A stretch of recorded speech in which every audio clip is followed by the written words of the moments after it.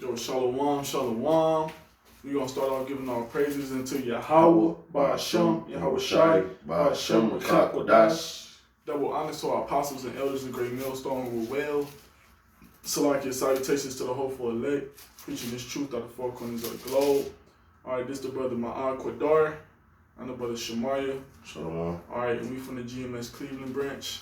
And hey, when you in this truth, man, you ain't got no other option except to serve the Lord. That's right. You know, you can't go do your own thing. You can't, forsake the commandments or the laws of the Lord and try to make your own doctrine. No, that's not an option, man. The only thing you can do is either serve the Lord or go back in the world, man. Serve the Lord or be in or die. To death, man, basically. Serve the Lord or get put to death. That's your only option.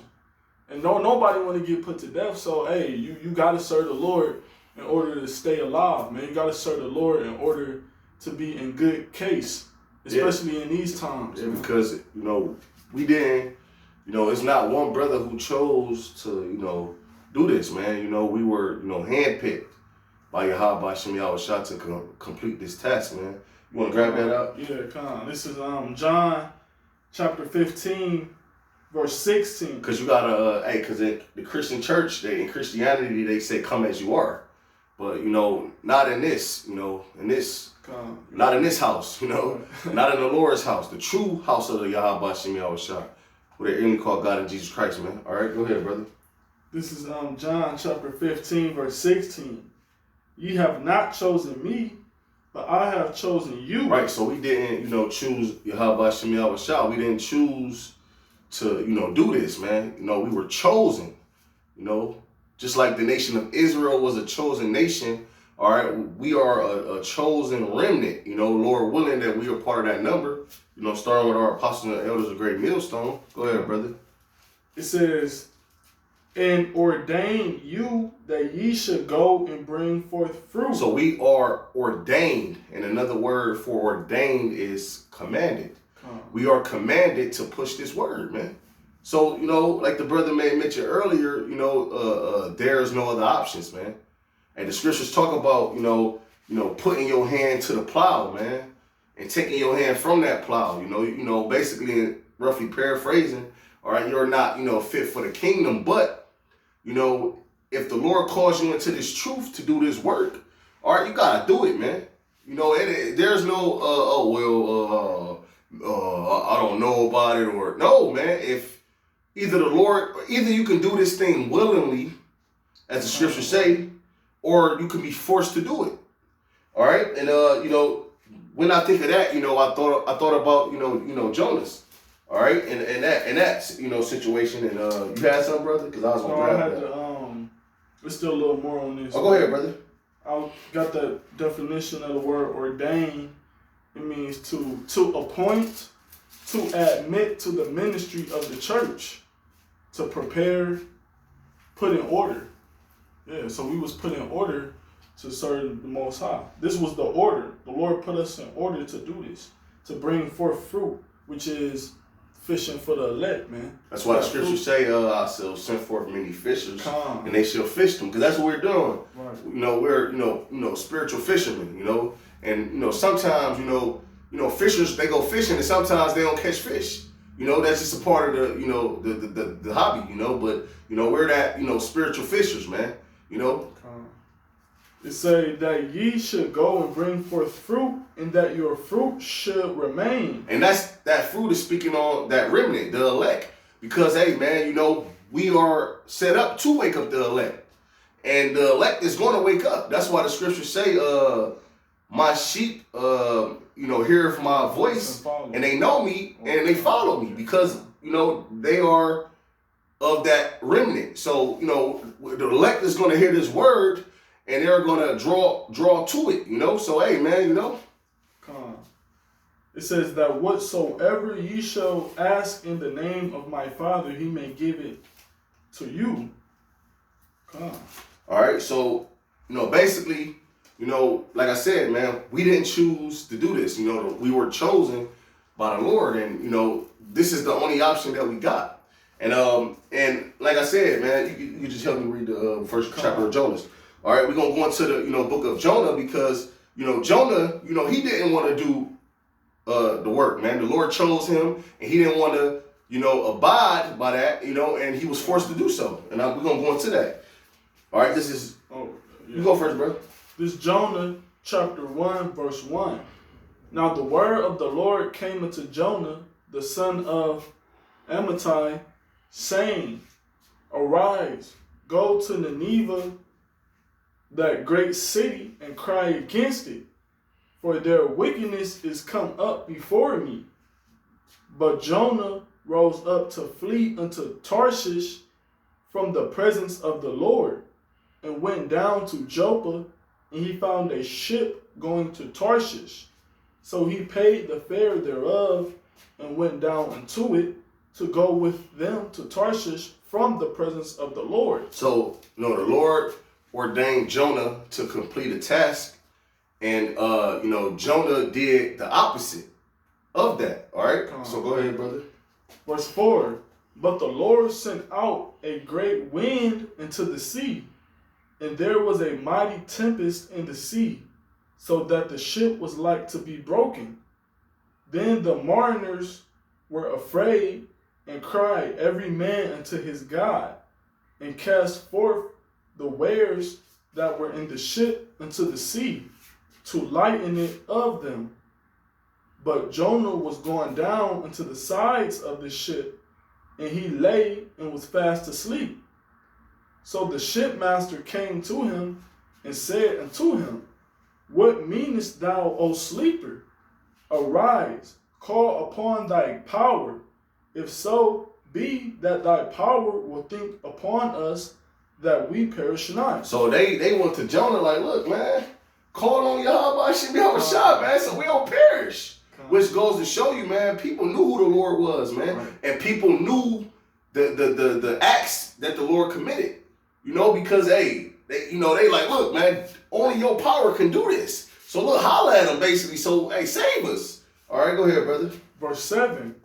And they said every one to his fellow, Come and let us cast lots, that we may know for whose cause this evil is upon us. So they cast lots, and the lot fell upon Jonah. So they cast lots. Like, look, man, out of everybody that's on this ship, we need to cast lots to see which one of us is the reason why the Lord is doing this. And the lots came upon Jonah. So Jonah was that reason, because why? He didn't want to do what the Lord commanded him to do. He chose to do the opposite. So this is why the Lord was bringing these bad times upon him on this ship, man. All right, well, go ahead, brother. Verse 8, it says, Then said they unto him, Tell us, we pray thee, for whose cause this evil is upon us? What is thine occupation? And whence comest thou? Whence comest thou? What is thy country? And of what people art thou? So they wanted to know who Jonah was. Like, who are you, bro? Like, what's your occupation? Hey, what? Basically, who are you? Jonah was what? An Israelite. So they was asking, like, they begun to ask questions, man. But I'm gonna start reading from there. Verse 9, and he said unto them, I am in Hebrew, and I fear the Lord, the power of heaven, which had made the sea and the dry land. Then were the men exceedingly afraid, and said unto him, Why hast thou done this? For the man knew that he flee from the presence of the Lord, because he had told them. So Jonah knew why. Jonah knew why, this evil, was coming upon him, because in a sense, Jonah kind of was examining himself, because that's what you do. When you do something that's against the scriptures and something happened to you, you begin to examine yourself like, damn, or a brother Noah, like, damn, this why this happened, because, hey, just in my situation when I had that brand new car, and the Lord caused me to crash that car up, and I knew it. I'm like, damn, I was giving all my time to this car, and the Lord is a jealous power, so this is why this happened to me. So, hey, sometimes the Spirit tell you why, certain things happen, because of your actions, but so Jonah knew, so that was like a sense of examining himself, So it said, then said they unto him, What shall we do unto thee, that the sea may be calm unto us? For the sea wrought and was tempestuous. And he said unto them, take me up and cast me forth into the sea, so shall the sea be calm unto you, for I know that for my sake this great tempest is upon you. So, hey, and that's another thing, man. You don't want to do what the Lord wants you to do. That can, actually affect people around you, like your household. It can affect your mom, your worldly family. Hey, you don't want to do what the Lord wants you to do. It can affect your family. The Lord can, put hell on your mother. Cause an illness to come upon your father. Cause an illness to come upon your children. Because I remember a brother, not mentioning a brother's name, he told me, he was still kind of doing certain worldly shit in the truth, and his children got sick. And he said once that happened, he was like, he just started like, look, man, fuck that shit. I'm putting this down. Look, man, I'm about to get right. I'm about to, straighten up, So basically, the Lord can put hell on people that's around you, You got something to say, brother? No. All right, calm. It says, verse 13, nevertheless, the men rowed hard to bring it to the land, but they could not, for the sea wrought and was tempestuous against them. Wherefore they cried unto the Lord and said, we beseech thee, O Lord, we beseech thee, let us not perish for this man's life, and lay not upon us innocent blood, for thou, O Lord, hast done as it pleased thee. So they took up Jonah and cast him forth into the sea, and the sea ceased from her raging. Then the men feared the Lord exceedingly and offered a sacrifice unto the Lord and made vows. Now the Lord had prepared a great fish to swallow up Jonah, and Jonah was in the belly of the fish 3 days and 3 nights. So now they cast Jonah into the waters, and Jonah was sucked up by a great fish, which I believe through the spirit that was Leviathan, And, not saying it was, it's just my, personal opinion, right.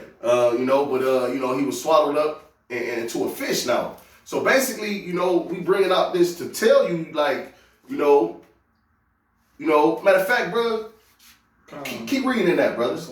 Yeah, pick up a little bit of the second verse, because, we brought this out basically to show you that you don't have a choice, man. This is the only option that we got, man. All right, and matter of fact, I can finish reading it. Verse 2. It said, then Jonah prayed unto the Lord his power out of the fish's belly, and said, I cried by reason of my affliction unto the Lord.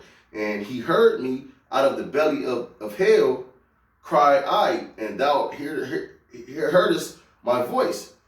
For thou hast cast me into the deep, and in the midst of the seas, and the floods compassed about me. All thy billows and all thy waves pass over me. So even though the Lord, sent Jonah through, those different things, he still delivered him. And that's what Jonah, he meant when he said, for thou hast cast me into the deep, in the midst of the seas, and the floods compassed me about, all thy billows and thy waves passed over me. Then I said, I am cast out of thy sight. Yet I will look again towards the holy temple. So, Jonah knew, like, look, hey, I gotta look towards the holy temple. I gotta do this work. This is what the Lord wanted me, and this is what I gotta do. So basically, Jonah knew that, hey, I gotta do this, man, and we can basically go into because Jeremiah also was in that spirit, and this is the spirit that brothers gotta be in, man, because hey, sometimes this truth, get hard, man, and brothers gotta be in the spirit of Jeremiah, because you gotta know in your mind, in your heart, which is your mind, you gotta know, like, I gotta do this. Like, it's like, this word is just, it has to be, brought forth, man. So the Lord chose you to do this, so you have to, take advantage of it, So go ahead, brother. This is Jeremiah chapter 20.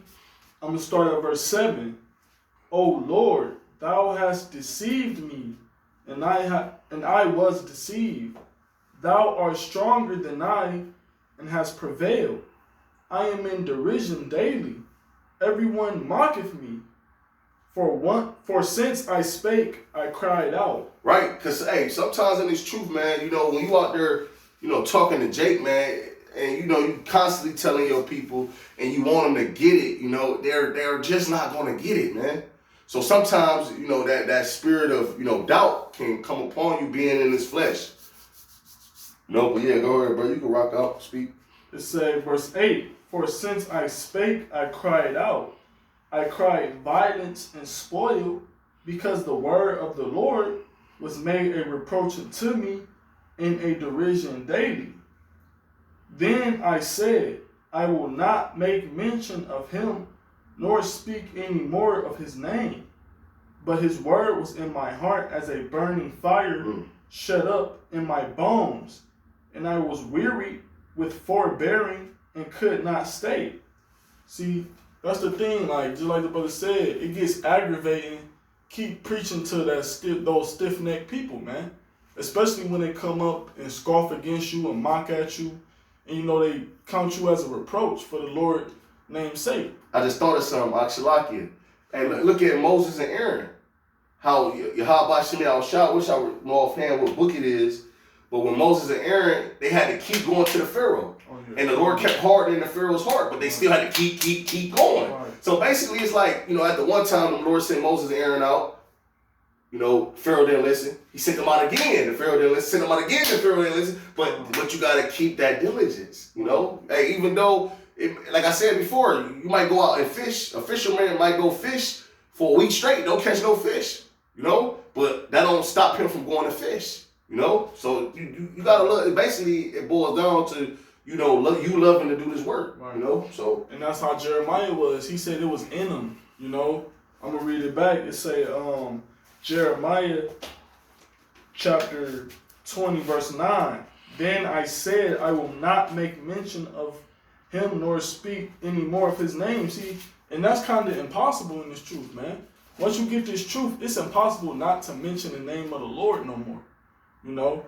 Because it's in you now. You know, the name of the Lord is so powerful and strong, this doctrine is so strong that you can't just forget about it. You can't just put it off. The spirit is like the spirit, so like who can resist the will of the Lord? Like, you know what I'm saying? That's why, but hey, the Lord don't got a problem with making you do this either. The Lord don't have a problem with taking everything away from you that your attention is set upon, man, to put your attention upon him, man. The Lord would do so, man. It say, verse 9, but his word was in my heart as a burning fire shut up in my bones. And I was weary with forbearing, and I could not stay. See, the word was so deep, you know, the word was so strong within Jeremiah that he couldn't resist the spirit. That's right, brother. So that's how we gotta be. This word gotta be in us so strong, the spirit gotta be on us so strong and heavy that we can't resist it. Even if the flesh desires to resist it, the spirit gotta be stronger than that. Yeah, because it's a constant battle between the flesh and the spirit, man. So basically, you know, we brought this out just to tell you that, you know, this is our only hope, man. This is our only choice. You know, this is what we gotta do. You know, this is just the, you know, hey, man, you know, what else do we have to turn to, man? This is hey, the Lord is not, you know, asking you to do this. He's commanding you to do this, man. So, you know, brothers gotta just, you know, keep that in mind, man. So, hey, man, you know, you had anything to say, brother?